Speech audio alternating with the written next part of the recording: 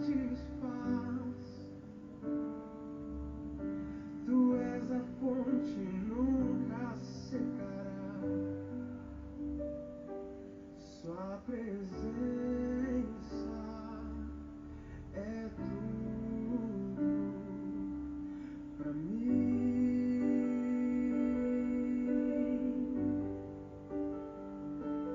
Sua presença é tudo pra mim. Bom dia, povo de Deus. A graça e a paz do nosso Senhor e Salvador Jesus Cristo. Amém? Glória a Deus pela minha e pela sua vida. Por mais esta oportunidade de juntos estarmos estudando a palavra do Senhor Jesus Cristo. No nosso momento, Abba Pai, Romanos 8,15. O tema nesta palavra, nesta manhã, não se envergonhe do Evangelho. Encontra-se no livro de Romanos, capítulo de número 1 e o versículo de número 16, que diz: porque não me envergonho do Evangelho, pois é o poder de Deus para a salvação de todo que nele crê. Amém? Amados, o apóstolo Paulo aqui nos dá uma lição e uma direção realmente do que é viver o Evangelho. O apóstolo Paulo, ele foi o maior bandeirante do cristianismo. Mas como nós sabemos, o apóstolo Paulo era Saulo, o inimigo número 1 do cristianismo. E agora nós vemos em Romanos aquele que devastava a igreja, anunciando que não tem vergonha do Evangelho, pois é poder de Deus para a salvação de todo que nele crê. Paulo começa a dar a direção daquilo que ele começou a experimentar e a viver do Evangelho verdadeiro. Quando era Saulo, tinha vergonha do Evangelho, matava os cristãos, devastava a igreja de nosso Senhor e Salvador Jesus Cristo. Quando encontra com o Evangelho, ou seja, a pessoa de Jesus, a vida deste homem se transforma. E agora, ele, com as próprias palavras, começa a dizer: porque não me envergonho do Evangelho, pois é o poder de Deus para a salvação de todo que nele crê. Levanta a bandeira do cristianismo. Este homem, meu irmão e minha irmã, cruzou mares, atravessou os desertos, percorreu todos os rincões dos vastos impérios romanos, pregando o Evangelho, a tempo e fora de tempo. O apóstolo Paulo teve uma grande responsabilidade e privilégio de escrever praticamente a maioria do Novo Testamento. Mas esse homem sofreu as perseguições por causa do Evangelho. Mas mesmo ele sendo perseguido, meu irmão e minha irmã, por causa do Evangelho, ele jamais se envergonhou dele. E quando nós lemos este versículo, quantos têm tido vergonha de professar o nome de Jesus em público? Quantos têm tido vergonha até de orar dentro da própria casa? Quantos têm negado o Evangelho no meio até da própria família? No local de trabalho, na faculdade, na escola, numa repartição pública? Quantos têm se envergonhado? Quantos, porque algo de bom ainda não aconteceu, algo que você deseja não se manifestou, você desacreditou no Evangelho. Mas o apóstolo Paulo, ele atravessa todas as circunstâncias dizendo que não se envergonha do Evangelho e, pelo contrário, é o poder de Deus para a salvação de todo que nele crê. É o poder de Deus para a salvação eterna, para que todo que nele crê. Quando nós não nos envergonhamos do Evangelho e cremos no poder de Deus para a salvação de nossa vida eterna com Cristo, nós lançamos a nossa confiança no Senhor para um propósito eterno em Cristo Jesus. Mas muitos, por sua vez, têm largado o Evangelho. Paulo, ao contrário, meu irmão e minha irmã, sentia-se devedor, estava sempre pronto e nunca se envergonhava de anunciar as boas novas da salvação em Cristo Jesus. Ele anunciava as boas novas da salvação. Ele não anunciava carro, ele não anunciava bens materiais, ele anunciava o reino dos céus e as boas novas da salvação. Jesus tem salvação eterna para mim e para a sua vida. Jesus tem milagres eternos, aonde Ele, próprio Deus, nos aguarda. O que Cristo tem preparado para mim e para você não se compara ao que esta terra materialista tem a nos oferecer, o que esse tempo presente tem a nos oferecer. Mas o que Cristo tem é eterno e duradouro. Hoje, infelizmente, meu irmão e minha irmã, muitos se envergonham do Evangelho.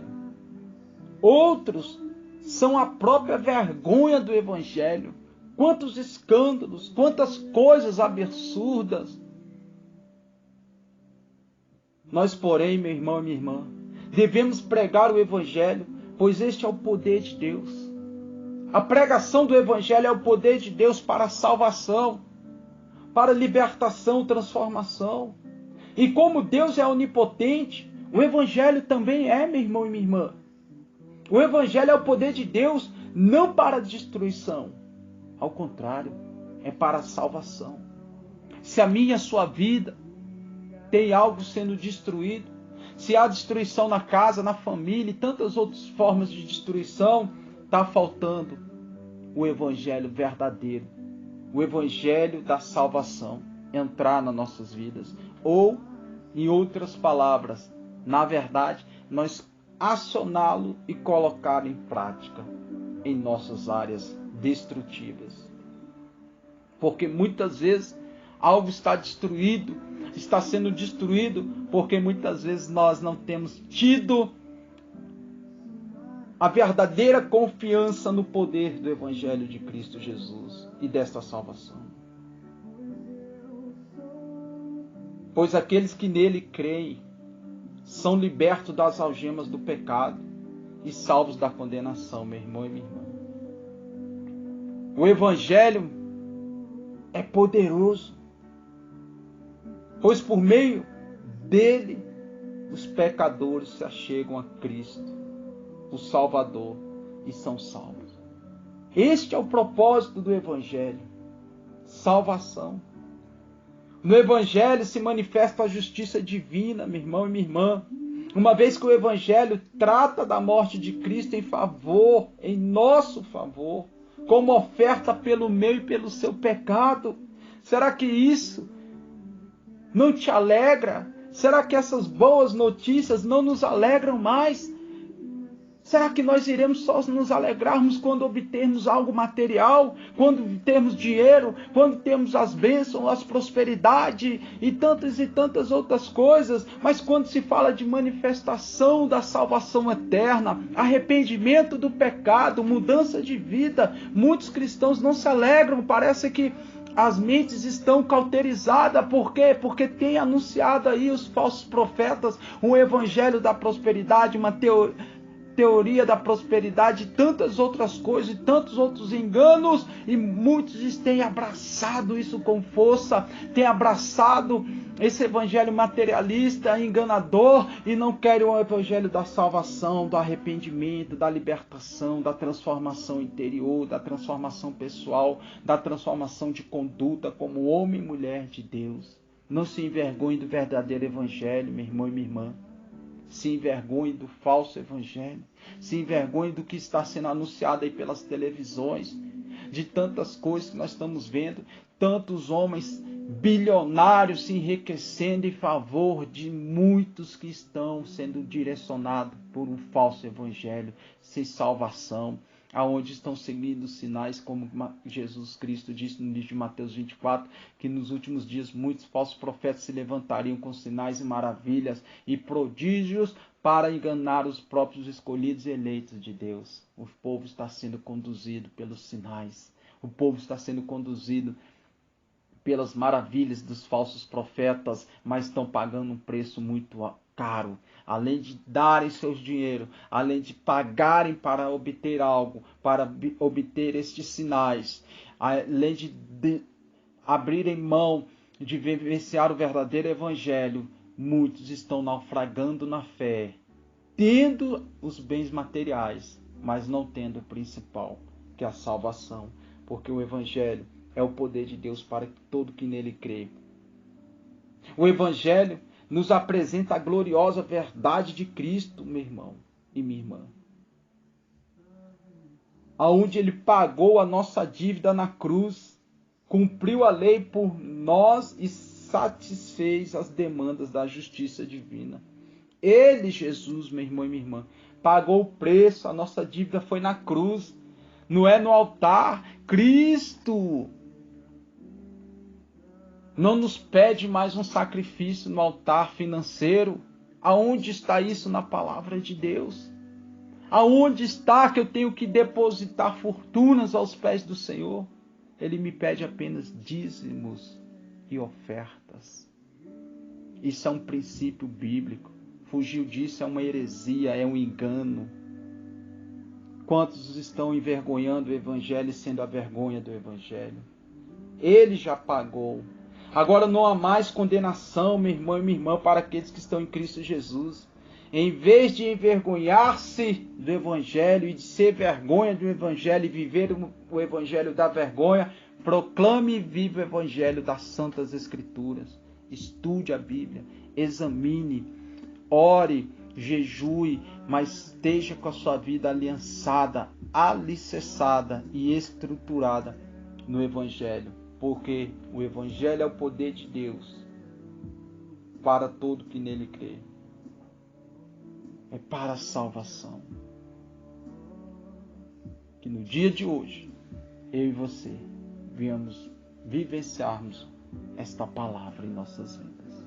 Pai, como diz Paulo em Romanos 1,16, porque não me envergonho do evangelho, pois é poder de Deus para a salvação de todo aquele que crê. Nós cremos na tua palavra e no evangelho da tua palavra. O evangelho segundo as tuas escrituras, segundo os teus mandamentos, ó Pai. Que cada um de nós venha estar com as nossas vidas, casa e família, sonhos e projetos, aliançados e alicerçados na tua palavra, no teu genuíno e verdadeiro evangelho. Livra-nos, ó Deus, das heresias. Livra-nos de um falso evangelho materialista, enganador, interesseiro. Livra-nos de todo o engano, de todas as heresias e de todas as seitas. Mas que as nossas vidas venham estar alicerçadas na vontade da tua palavra e na verdade da tua palavra. Pois o Senhor é a verdade, o Senhor é o caminho. Como diz João 17:17, santifica-os na verdade. A tua palavra é a verdade. Que a nossa vida venha estar alicerçada na tua palavra e não na palavra de homens distorcendo as tuas santas escrituras. Eu creio no poder do evangelho atuando na vida de cada irmão e de cada irmã. E assim eu te agradeço em nome do Pai, do Filho e do Espírito Santo de Deus. Amém. Graças a Deus. Tenham todos um dia abençoado. Seu servo, Pastor Cristiano.